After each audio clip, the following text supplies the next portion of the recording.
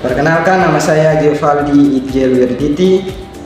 Saya mahasiswa Universitas Patimura, program studi luar kampus utama ARU, PSD KU ARU, dengan jurusan atau program studi PGSD, Pendidikan Guru Sekolah Dasar. Di sini saya akan menjawab pertanyaan untuk memenuhi syarat dari ujian akhir semester dari mata kuliah Psikologi Pendidikan. Dengan pertanyaan yang pertama, yaitu menurut Anda apa yang dimaksud dengan psikologi pendidikan dan bagaimana ruang lingkup serta manfaatnya diterapkan dalam konteks pembelajaran di sekolah dasar? Berikan contoh penerapan yang pernah Anda amati atau lakukan. Baik, saya akan menjawab, yaitu yang pertama, menurut Anda apa yang dimaksud dengan psikologi pendidikan? Psikologi pendidikan adalah ilmu yang mempelajari tentang perkembangan kognitif, emosional, dan sosial. Cabang ilmu psikologi pendidikan ini selalu menggabungkan dan mengaitkan ilmu psikologi serta prinsip-prinsipnya dan juga praktik ilmu psikologi dalam proses pembelajaran guna menciptakan dan meningkatkan proses pembelajaran yang optimal dan efisien. Pertanyaan berikutnya yaitu bagaimana ruang lingkup serta manfaatnya? Bagaimana ruang lingkup? Ruang lingkup psikologi pendidikan meliputi: A. Tahap perkembangan kognitif, emosional, dan sosial anak. B. Proses belajar dan motivasi belajar. C. Pembelajaran yang inklusif. D. Evaluasi pembelajaran. Pertanyaan berikutnya yang ada di pertanyaan nomor 1 yaitu manfaat psikologi dalam pendidikan. Manfaat psikologi dalam ilmu pendidikan yaitu: A. Membantu guru memahami karakteristik individu masing-masing siswa. B. Meningkatkan strategi pembelajaran yang efektif sesuai dengan kebutuhan dan kemampuan siswa. C. Mengatasi masalah belajar yang dialami oleh siswa atau learning loss dan kesulitan konsentrasi. Berikutnya D.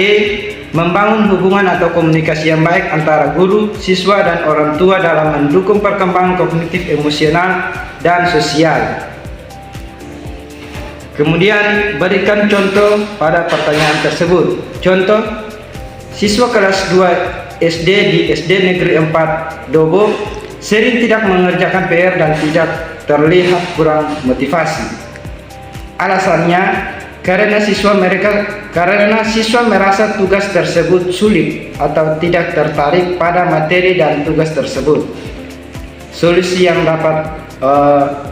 dapat diberikan yaitu menciptakan proses pembelajaran yang lebih efektif agar dapat sesuai dengan kebutuhan dan kemampuan siswa, seperti melakukan pembelajaran kontekstual, pembelajaran alam sekitar, pembelajaran berbasis proyek. Pembelajaran yang dapat dikaitkan dengan permainan yang menarik. Siswa memberikan pilihan tugas pada siswa sesuai dengan kebutuhan dan kemampuan siswa, tetapi tetap berkaitan dengan materi yang diajarkan. Guru menjadi orang tua atau teman bagi siswa, sehingga guru dapat menjadi penyemangat atau motivator bagi siswa agar siswa dapat termotivasi dalam belajar dan mengerjakan tugas. Hasil yang dicapai yaitu siswa lebih antusias karena merasa ada penyemangat atau motivator dan dapat mengontrol dan memahami apa yang harus mereka capai dan merasa pembelajaran lebih menyenangkan. Pertanyaan nomor 2. Jelaskan perbedaan utama antara teori perkembangan kognitif Piaget dan Vygotsky. Bagaimana implikasi dari kedua teori tersebut terhadap strategi mengajar yang sesuai dengan tahap perkembangan siswa SD? Baik, pertanyaan yang ada nomor 2 yaitu perbedaan utama dari teori Piaget dan teori Vygotsky. Teori Piaget berfokus pada perkembangan, yaitu perkembangan kognitif bersifat individu melalui tahapan universal, peran interaksi sosial. Menurut Piaget, anak aktif membangun pengetahuan sendiri atau konstruktivisme. Peran bahasa. Menurut teori Piaget, bahasa hasil dari perkembangan kognitif. Tahap perkembangan. Menurut teori Piaget ada 4 tahap perkembangan, yaitu 1. Tahap sensori motor atau tahap sensori motor yang dimulai dari 0 sampai 2 tahun. 2. Tahap praoperasional dimulai dari 2 sampai 7 tahun. 3. Tahap operasional konkret dimulai dari 7 sampai 11 tahun. Dan yang terakhir tahap operasional formal 11 tahun ke atas. Konsep utama teori Piaget yaitu asimilasi, akomodasi, dan equilibration. Kemudian perbedaan dari teori Piaget dan Vygotsky yaitu teori Vygotsky. Teori Vygotsky fokus perkembangan. Vygotsky, perkembangan kognitif dipengaruhi oleh lingkungan sosial dan budaya. Peran interaksi sosial. Teori Vygotsky, pembelajaran terjadi melalui interaksi dengan orang lain atau sosio-konstruktivisme. Peran bahasa. Menurut teori Vygotsky, bahasa adalah alat utama untuk perkembangan kognitif anak. Tahap perkembangan. Menurut teori Vygotsky, tidak ada tahap tetap. Perkembangan lebih fleksibel tergantung bantuan ZPD,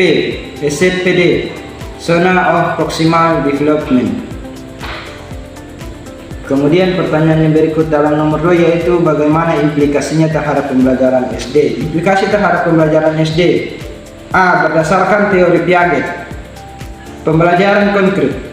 Menurut teori Piaget, pembelajaran konkret gunakan benda nyata, gambar atau mainan untuk matematika atau sains. Aktivitas eksplorasi mandiri. Menurut Piaget, sederhana mengukur pertumbuhan tanaman. Diskusi untuk mengurangi egosentrisme. Ajarkan melihat sudut pandang orang lain melalui cerita. B.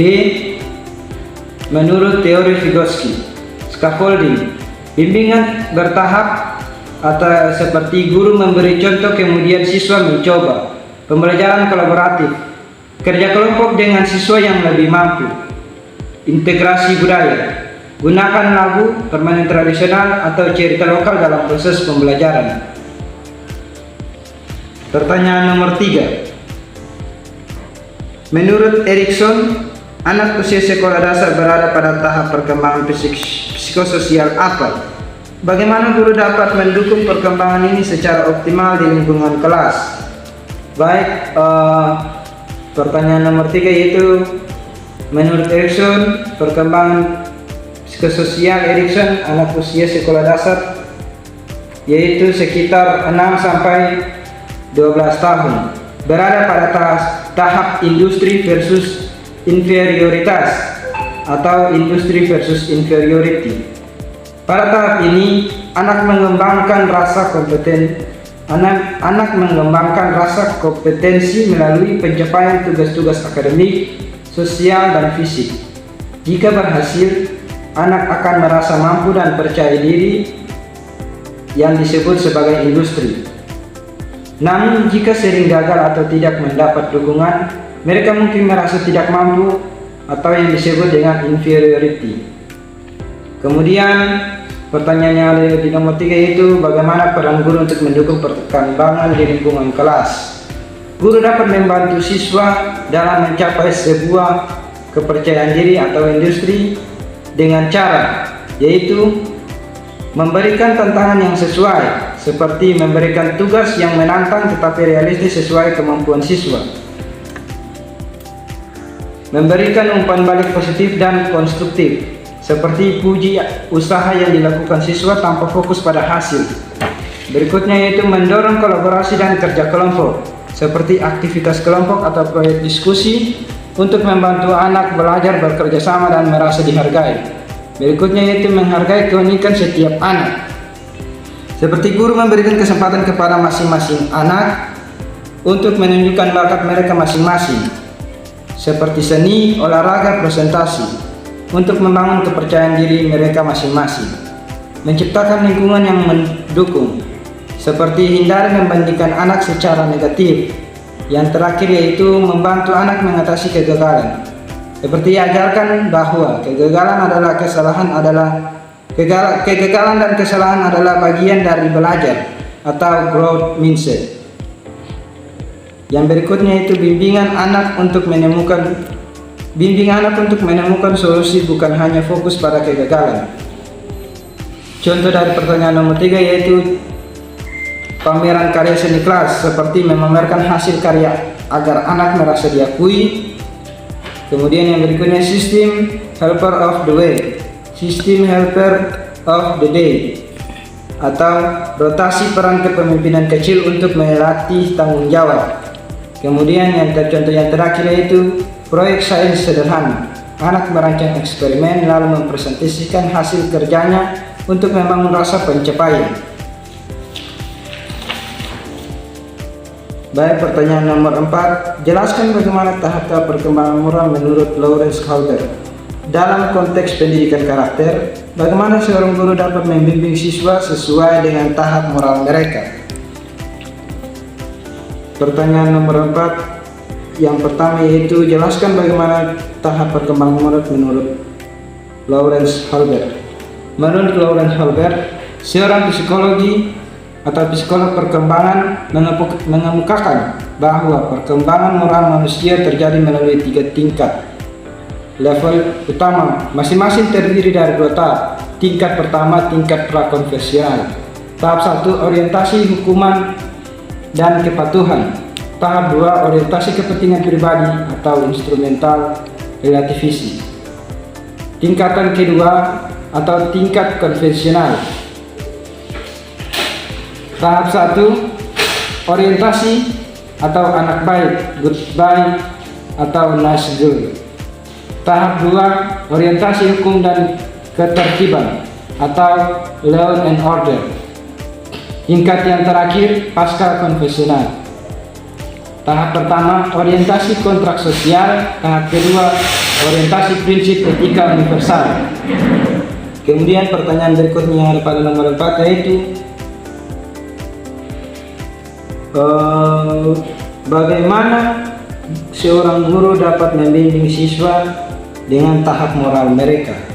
Guru dapat membimbing siswa sesuai tahap moral mereka dengan strategi. 1. Untuk siswa di tingkat prakonvensional atau kelas 1 sampai 2 SD, yaitu tekankan konsekuensi konkret, kemudian cerita sederhana dengan pesan moral. 2. Untuk siswa tingkat konvensional yang dimulai dari kelas 3 sampai kelas 6, yaitu bangun kesadaran sosial dan libatkan dalam pembuatan aturan kelas. 3. Stimulus ke tingkat pasca konvensional atau siswa yang lebih matang, yaitu diskusi dilema moral dan teladan dari guru. Pertanyaan terakhir atau pertanyaan nomor 5, apa yang Anda ketahui tentang jenis-jenis kesulitan belajar seperti disleksia dan diskalkulia? Jelaskan bagaimana teknik observasi, wawancara, dan asesmen dasar dapat digunakan untuk mengidentifikasi masalah tersebut, serta dampaknya terhadap proses pembelajaran di SD. Baik, pertanyaan yang nomor 5 yaitu yang pertama, apa yang Anda ketahui tentang jenis kesulitan belajar seperti disleksia? Jenis kesulitan belajar seperti disleksia yaitu ciri-ciri disleksia: sulit mengenali huruf dan membedakan bunyi atau fonem, membaca lambat atau terbalik-balik. Misal B dibaca menjadi D. Kemudian dampak dari disleksia yaitu kesulitan memahami teks, mengejarkan suara cerita atau menulis jawaban. Yang berikutnya kesulitan belajar diskalkulia. Gangguan utama yaitu gangguan dalam memahami konsep matematika dasar dan operasional angka. Dampak dari diskalkulia yaitu kesulitan dalam hitungan, aljabar, atau penerapan logika matematika. Identifikasi masalah pada nomor 5 yaitu A. Observasi. Catatan perilaku siswa belajar seperti sering menghindari tugas atau membaca menulis, sering salah baca angka. Contoh, siswa disleksia mungkin membaca kata paku sebagai kata kupu.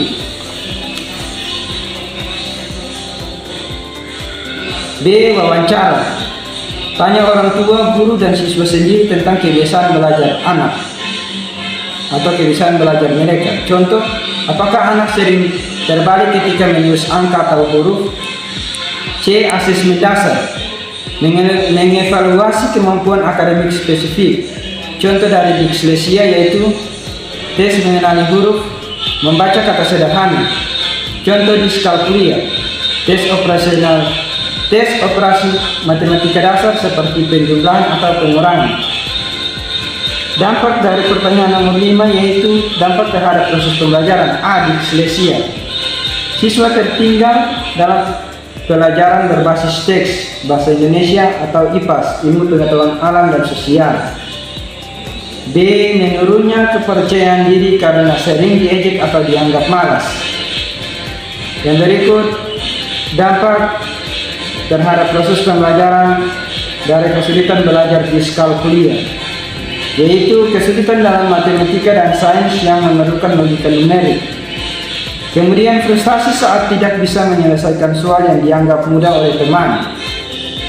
Solusi yang dapat diberikan untuk mendukung: A. Disleksia, gunakan metode multisensorik atau visual, auditory, kinestik seperti kartu huruf berwarna. B. Diskalkulia, alat peraga konkret, manik-manik atau gambar untuk memahami konsep matematika. Sekian jawaban yang dapat saya berikan. Mohon maaf jika ada kesalahan yang terdapat dalam jawaban ini maupun kesalahan saat saya bicara. Sekian dan terima kasih.